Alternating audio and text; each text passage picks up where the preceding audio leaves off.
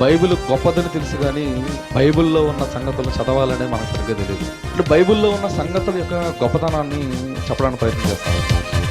Bible యొక్క గొప్పతనం అని చెప్పనా, ఎన్నిసార్లు మీరు బైబిల్ చదివినా, ఎన్నిసార్లు ఆ సంగతి మీరు విన్నా, ఎన్నిసార్లు ఆ సంగతి మీరు చదివినా, అందులోంచి దేవుడు ఏదో ఒక కొత్తదనాన్ని మనకు చూపిస్తూనే ఉంటాడండి.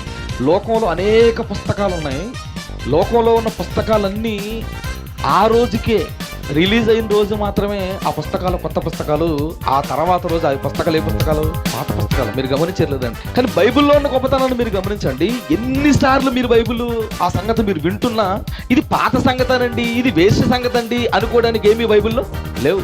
2000 సంవత్సరాలుగా మనుషుల చేతుల్లో బైబిల్ ఉండి 2000 సంవత్సరాలుగా బైబిల్లో ఉన్న సంగతులు ప్రజల మధ్య వినబడుతున్నా, బైబిల్లో ఉన్న సంగతులు ఏ సంగతులు? కొత్త సంగతులు. ఓ పుస్తకాన్ని తీసుకొచ్చి ఇది 2000 సంవత్సరాలుగా ఉంది, ఇది కొత్త పుస్తకం ఎవరైనా చెప్పగలరా?